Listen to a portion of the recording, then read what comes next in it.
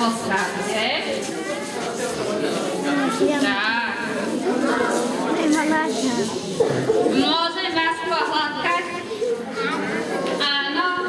A najväčšieho nezbedníka dvakrát, aby sa polepšil.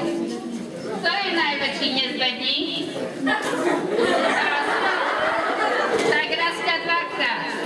Polepší sa, už budeš len dobrý. Kto je druhý najväčší nezbedník? Nikto? Tak, dobre, už teraz každého len raz. Všetky dobré detičky len raz pohľadkáme od Mikuláša. Majú krásne, mäkké vlásky, sú to dobré detičky.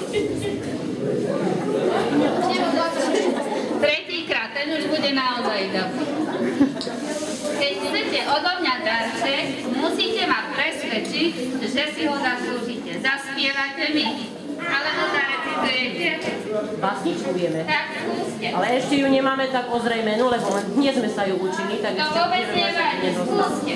No, pod okienkom.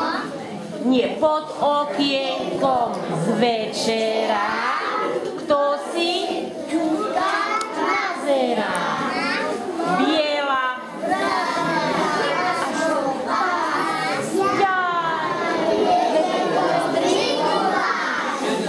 Tak, to je všetko. No, nie veľmi ste ma presvedčili, že to veľmi dobre viete. Skúste sa prežehnať, či to viete. Tak sa pekne prežehnajte. No, ešte sa treba doučiť. Anieliky. Sľubujete, že budete všetci ako moje anieliky, dobre? Áno. Nikto nebude po triede naháňať ani cirkus robiť. Nikoho naháňať nebudeme. Anieliky, dajte im darček. Všetky ty môžeš skôr podržať.